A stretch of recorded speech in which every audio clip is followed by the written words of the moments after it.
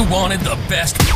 You've got the best podcast. The hottest podcast in the world. The Chris Voss Show, the preeminent podcast with guests so smart you may experience serious brain bleed. The CEOs, authors, thought leaders, visionaries, and motivators. Get ready. Strap yourself in. Keep your hands, arms, and legs inside the vehicle at all times, because you're about to go on a monster education roller coaster with your brain. Now, here's your host, Chris Voss. Hi, folks. It's Voss here from the ChrisVossShow.com. Please don't. Ladies and gentlemen, welcome to the big show. As always, the Chris Voss Show is a band that loves you but doesn't judge you, at least not as harshly as the rest of your family.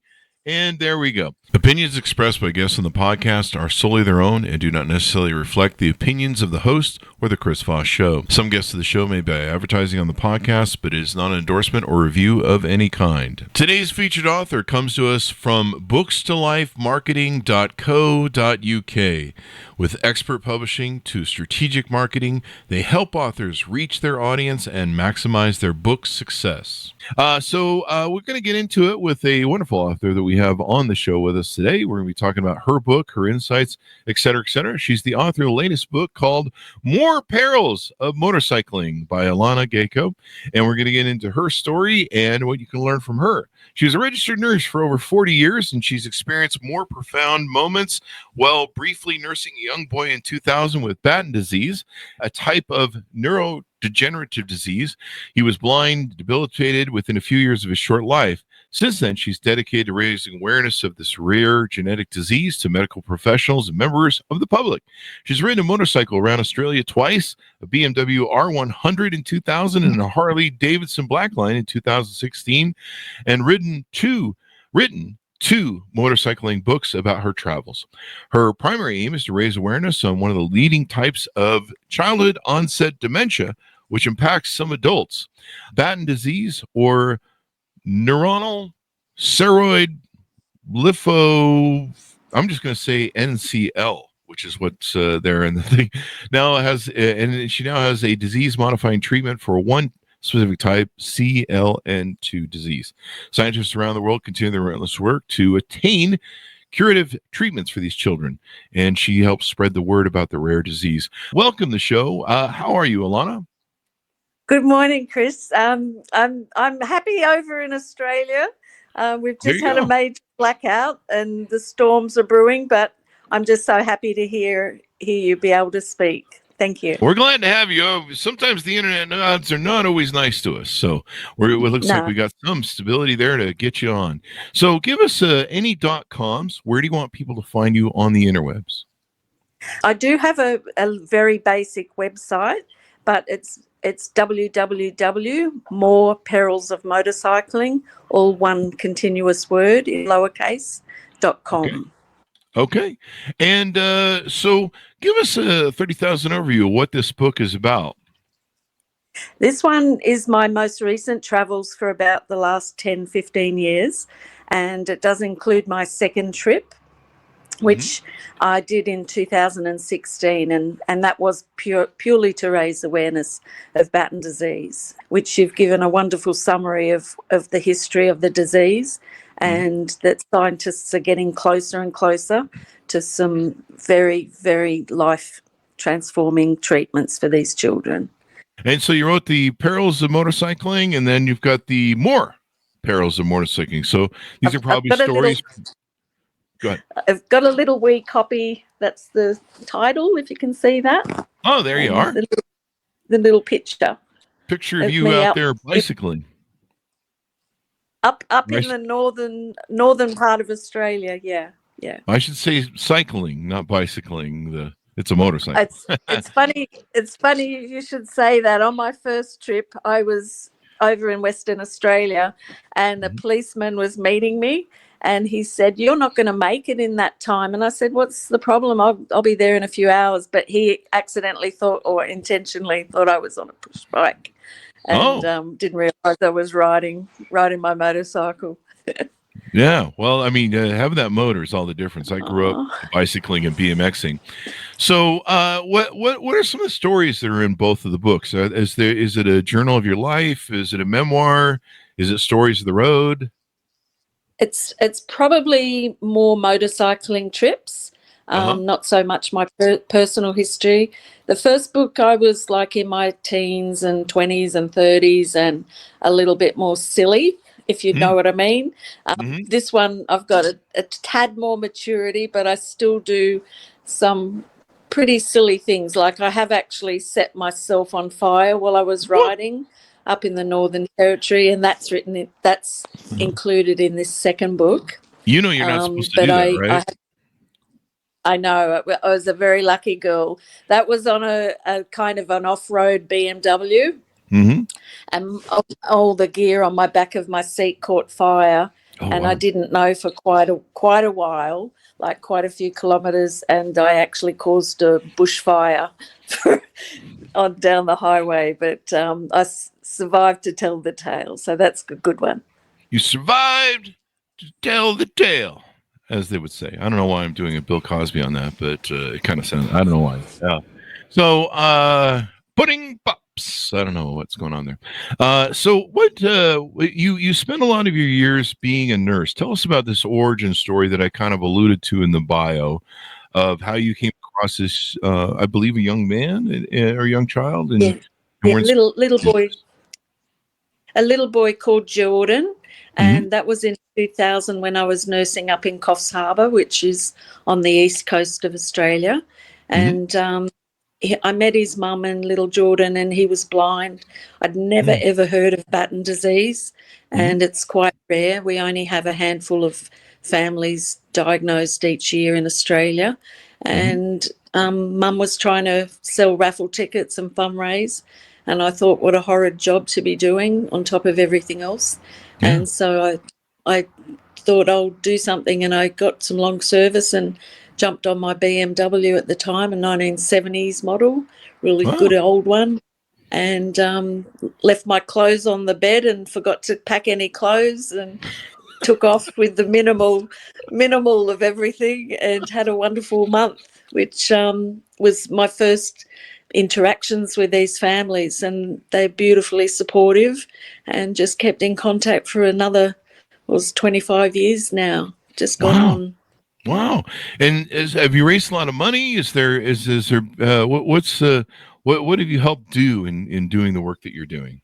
Okay, so I'm not pushing the money so much. I've really never done that. I think, too, a lot of people are doing it tough, but I've been trying to raise awareness. So Mm, lots and lots of motorcyclists in Australia are aware of it now, Batten disease. mm, And I've done some research. I'd spent about 5 years doing research, which was to see how long it took for the disease to be diagnosed in Australia, which sadly is about 2 years delay, which really? is Wow. just horrid.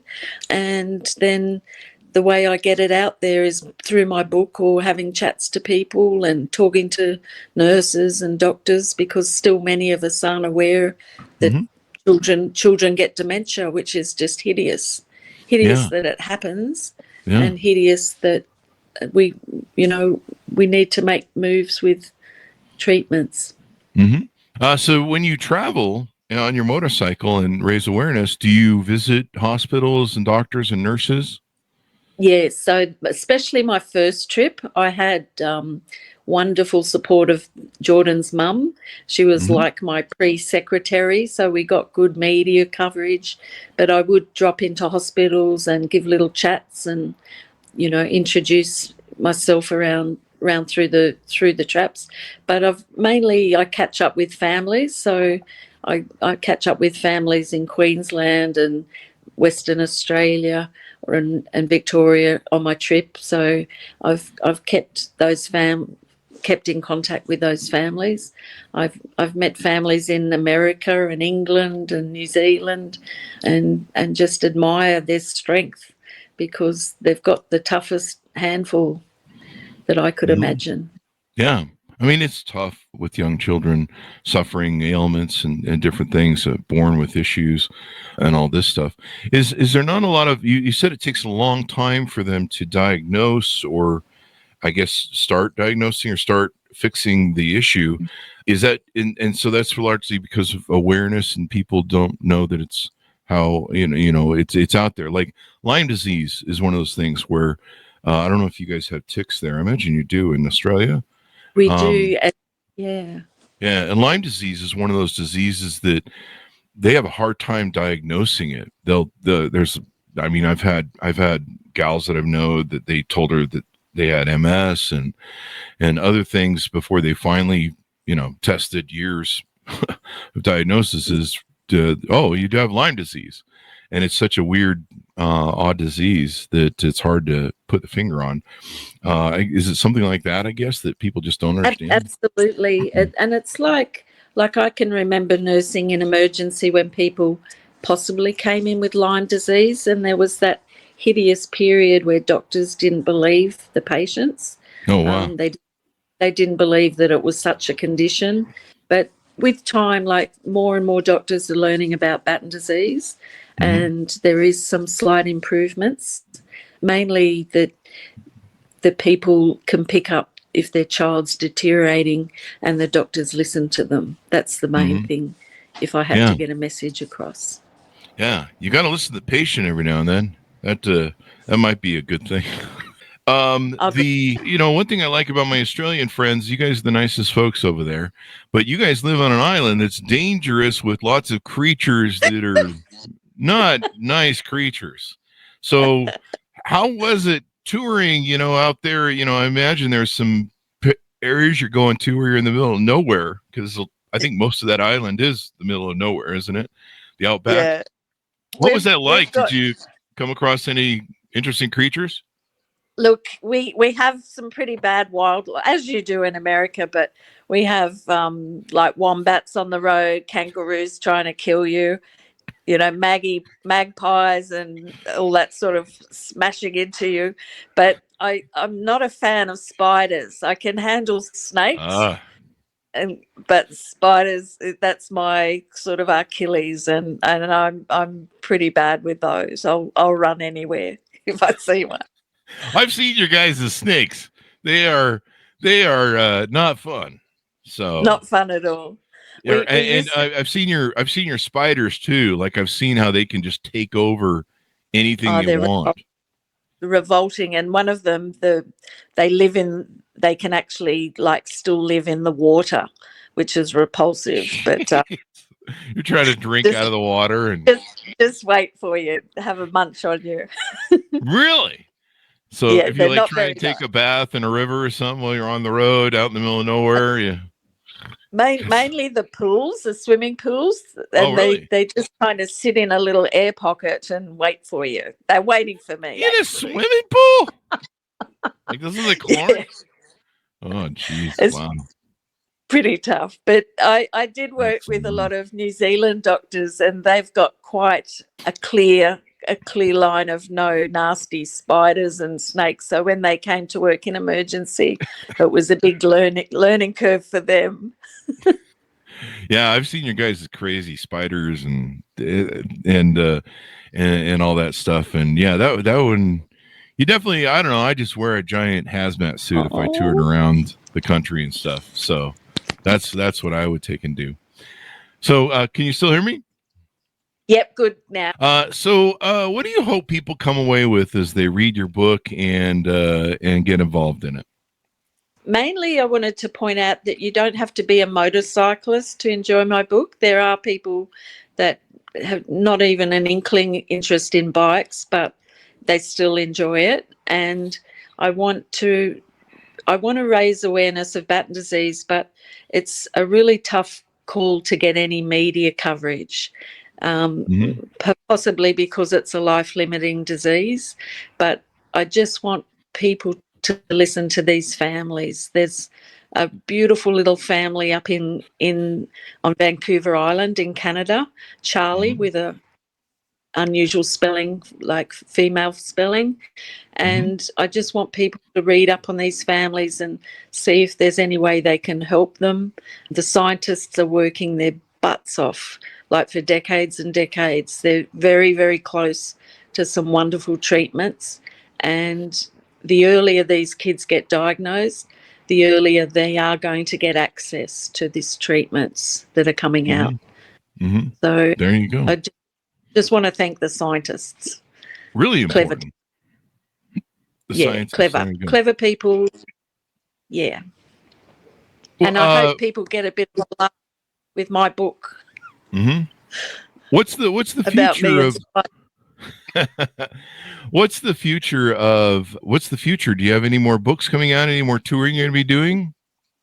I probably won't do another book. I think that might be my last one, but I'm hoping something lovely comes out of it, that people will listen a little bit more. People might be interested to find out about the families, especially in Australia, and that if it gets out there in the public, that there'll be somebody that'll go, look, we can help in this such and such a way, and then at the same time, the scientists are working on treatments, and they'll get a better life while,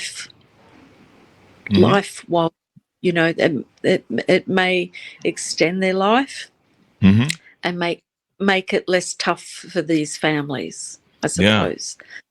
That's my hope. That's really important to take and have that happen. So yeah, people can order your book. So as we go out, give us your final .coms and where people can find out more about you on the interwebs. Okay, so More Perils of Motorcycling, just in lowercase, one word, at .com is my little basic website.